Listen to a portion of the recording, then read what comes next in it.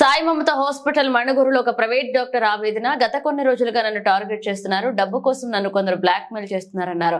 నాకు ఏదైనా జరిగితే ఎవరైనా బ్లాక్ మెయిల్ చేస్తున్నారో వారి పేర్లు నంబర్లు రాసి నా కుటుంబ సభ్యులతో ఇది ఒక డాక్టర్ ఆవేదన. కొంతమంది డబ్బుల కోసం వేధింపుల వల్ల వృత్తి కూడా చేసుకోలేకపోతున్నామన్నారు.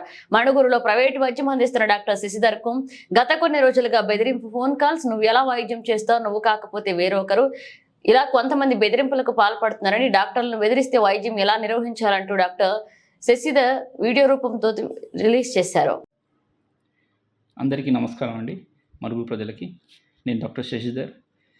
ఒక చిన్న బాధతో ఈ వీడియో చేయాల్సి వస్తుంది.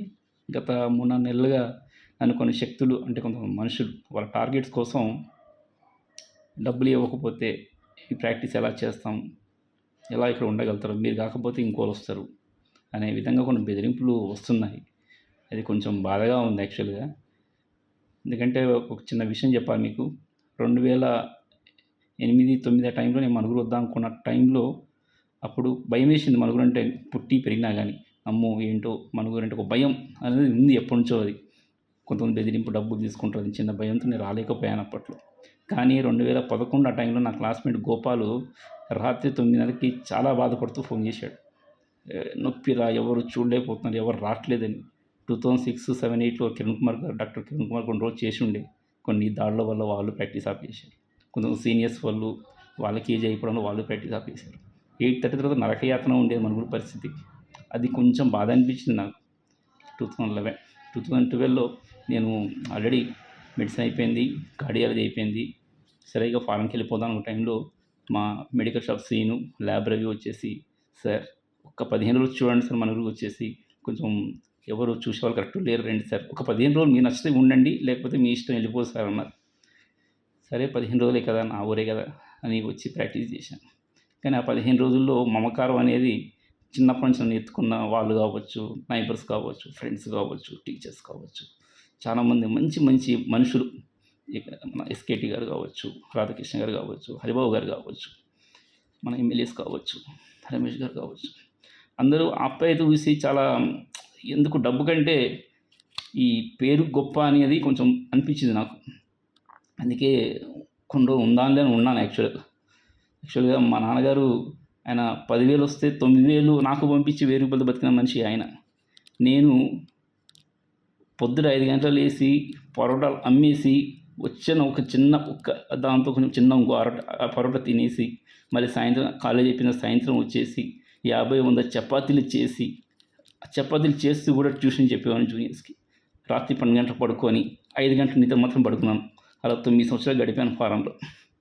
అంత నాకు ఆ డబ్బు వాల్యూ తెలుసు. పైసా పైసా పైసా పైసా కూడబెట్టుకొని ఎలా బతకాలో నాకు తెలుసు.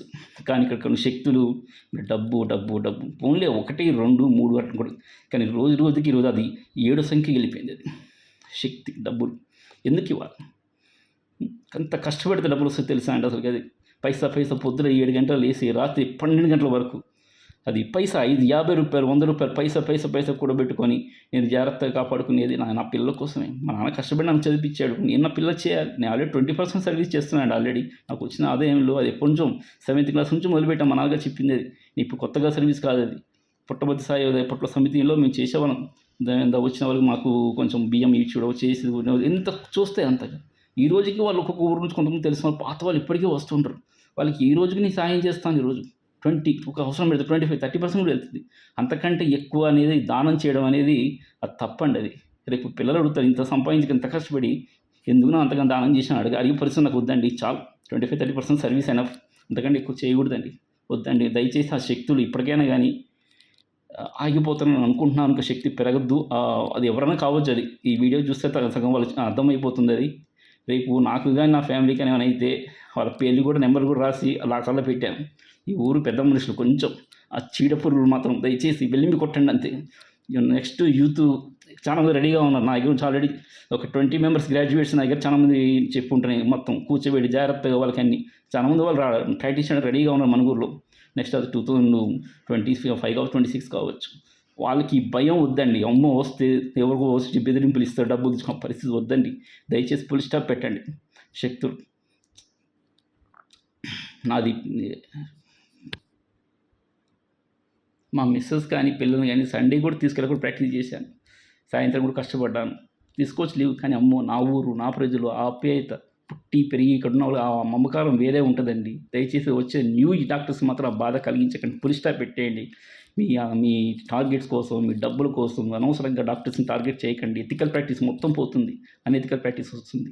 దయచేసి మీరు కొంచెం ఆ 8 శక్తులు ఈ వీడియో చూసే వాళ్ళకి దయచేసి వాళ్ళకి తెలుస్తుంది ఎవరనేది వాళ్ళకి తెలుస్తుంది. అది వద్దు, దయచేసి మీరు అవి ఆ డబ్బులు కాదు. నా దగ్గర కొంతమంది జనాలు ఎక్కువ కనిపిస్తారు, కానీ అందులో 10-15 మంది ఓన్లీ పూర్ పేషెంట్స్. వాళ్ళకి ఈ రోజుకి నేను వాళ్ళకి నాకు తోచింది, అది డబ్బే కావచ్చు, ఒకసారి వస్తువే కావచ్చు, బట్టలే కావచ్చు, ఏదైనా విషయం కానీ నాకు తోచింది నాకు ఇస్తారు. మా నాన్న ఫ్రెండ్స్ కావచ్చు, ముసలోళ్ళు, వాళ్ళకి పెన్షన్ రాలేక వాళ్ళ బాధలు చాలా పడుతున్నారు. అన్నారు ఒక ఎదవ, నేను వెళ్ళిపోండి, ఇంకొకరు వస్తారు.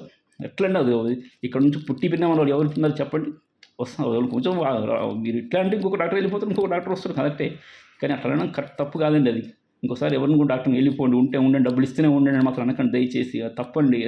అది ఒక పైసా ఎంత కష్టపడడం అనేది అది కష్టపడేవాడికి తెలుస్తుందండి. మీకు అది కొంచెం మీరు చేసే వ్యవస్థ కొంచెం మీకు ఇబ్బంది అనిపిస్తే ఇంకో వ్యవస్థకి వెళ్ళండి. కష్టపడితే సంపాదన ఫుల్ సంపాదించండి, అర్థమైంది. కష్టపడడం నేర్చుకోండి, పిల్లలకు కూడా నేర్పియండి. రేపు మీ పిల్లలే డాక్టర్ రావచ్చండి. ఇలా ఇంకొకరు మంచిగా మనుగోలు మంచి ప్లేస్ ఇది, మంచిగా ఉండాలంటే మీరు దయచేసి ఈ ఒత్తిళ్ళు డాక్టర్స్ మీద రకరకాలుగా చేయకండి దయచేసి. ఇప్పటికే ప్రైవేట్ ప్రాక్టీస్ అంటే కత్తి మీద సాములా ఉంది. కొత్త రూల్స్, కొత్త నిబంధనలు, కొత్త రకరకాలుగా వేదనలు కూడా గురి చేస్తున్నారు డబ్బుల కోసం కొంతమంది. కానీ అవి చెప్పే బాధలు కావు అవి. ఒక ప్రైవేట్ ప్రాక్టీస్ అడిగి చూడండి, ఆ బాధ ఎలా ఉండదో వాళ్ళు చెప్తారు. ఒకసారి ఇప్పుడు ఎట్లా ఒక హాస్పిటల్ నడపాలంటే ఎంత కష్టం, అయినా కానీ కష్టపడుతూ మేము లాగిస్తున్నాము. నాకు డబ్బు ఆఫ్టర్ ఆల్ అండి. నేను మెడిసిన్ చేశాను, పీజీసీసీ కార్డియాలజీ అక్కడ రష్యాలో చేసేసి మళ్ళీ నెదర్లాండ్కి వెళ్ళాను. మెడిసిన్లో చదువుతున్నప్పుడు గోల్డ్ మెడల్ కొట్టినాను నేను. మళ్ళీ ఎలక్ట్రీషియన్కి టాప్ మోస్ట్ వరల్డ్లోనే ఎడిన్బర్గ్లో నేను ఎలక్ట్రీస్ చేశాను కార్డియాలజీ నేను. దెన్ ఇంకా పీజీ కూడా గెంట్ హాస్పిటల్ కూడా తీసేసి ఇచ్చాను పీజీ కార్డియాలజీ చేసుకుంటూ. ఈ రోజు కావాలంటే వెళ్ళి 4 లక్షలు నెలకి సంపాదించగలను. Only Monday to Saturday correct రోజుకి 5-7 అవర్స్ అండి. అక్కడ అర్ధరాత్రి ఒక్కొక్కరు ఫోన్ చేసి 2 ఫోన్ చేసి ఎందుకు లేవు తప్పండి. అది హ్యూమన్ రైట్. రాత్రి ఇప్పుడు పడుకోవాలి, ఎవరో ఒక మనిషి పడుకోవాలి.